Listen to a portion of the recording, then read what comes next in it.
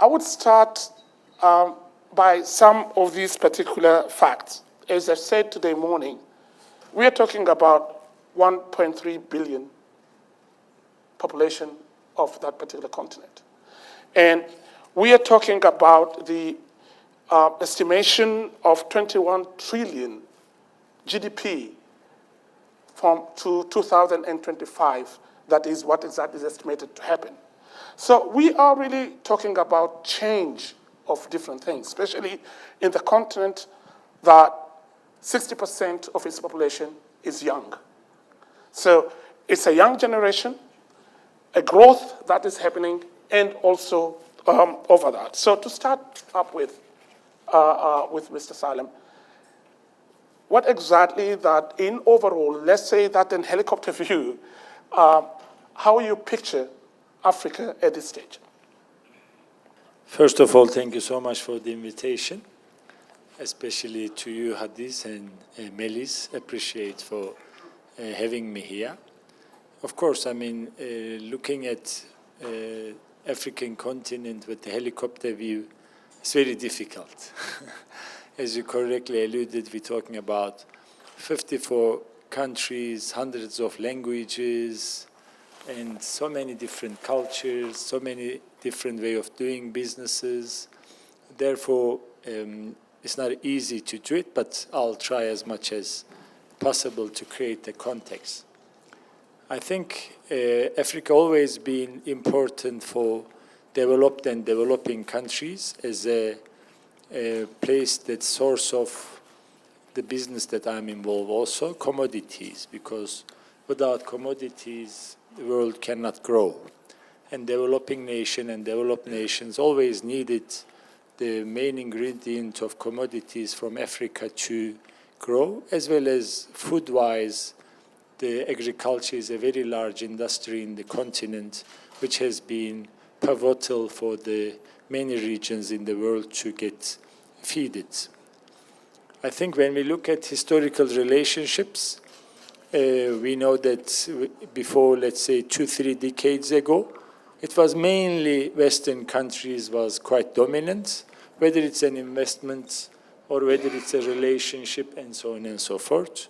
But when we look at last 2 decades, even the previous speaker mentions, like UAE is becoming an important investor in the continent, like others, China, India, my home country, Turkey. So picture is changing. And the reason is African picture is changing because the world picture is changing. And Africa is a testimony to that. So therefore, it is an area that now that many other countries beside the old focus countries are focusing to grow their interest in the continent. And in my opinion, Africa needs all of those and more, because Africa needs many things to make sure that it develops to a point that it serves its own interests as well as the investors' interests.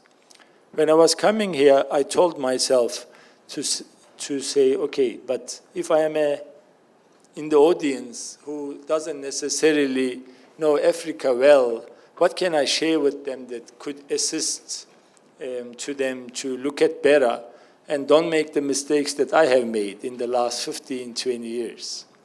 So generally, one of the first mistakes people do when they look at Africa, they look at the year's GDP growth. Never do that. Because when you look at developing or underdeveloped countries, that year's GDP growth would not help you. It will give you an indication. You may hear that country is growing 10%, but you wouldn't know that last year it was minus 12. So that 10 doesn't mean much. So you need to look at least 10-year horizon of GDP.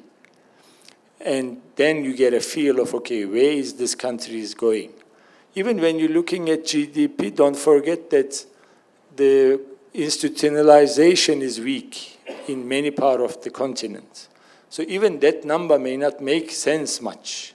So take into consideration of the institutionalization of the country that you're looking at it. The second things I generally do, I look at trade deficit or surplus. Because many African countries that I do business, just For effect, I supply my minerals to plus minus 31 African countries, so I have a fairly good understanding of their hard currency availability. So when you don't look at their trade surplus position, you may serve, because majority of you, I think, are lawyers, so you may do services to countries, but you may not get your money, because there may not be a hard currency to pay you, even though your client may have hard currency, but country may not be in a position to pay you. So the second things I would recommend you guys when you're looking at a country is to feel where the trade surplus is. Third point is I would suggest look at currency fluctuation. And you should look at least 5-year horizon to say where was this country's currency. Because if you're looking at going and doing business in the country, then currency fluctuation is a very important tool for you to consider and take that consideration, especially if your deals are in the local currency. And then the last point that I would recommend for you to consider is where the country's money and relationship comes from. What do I mean? Yes, you may see some country growing, doing this, doing that, but when you dig in, if you see a one product-based economy and one country relation-based economy, it's a big risk. Because if that product has a challenge, or if that relationship has a challenge, then you are at risk. The last suggestion in that regard, since he asked me to give you an overall view, don't do business in one country in the continent. Do at least 5 to 10. The reason is that when you're looking at a developing or underdeveloped country, the crisis, not if, but when to happen. So it will happen. It's the nature of developing or underdeveloped country. So if you're doing a transaction or business in one country, you may get exposed to that crisis because you're only there. But if you're doing 5 to 10 countries, yes, you will get a crisis in 1, 2, but at least you will make money in the other 8. Thank you for now.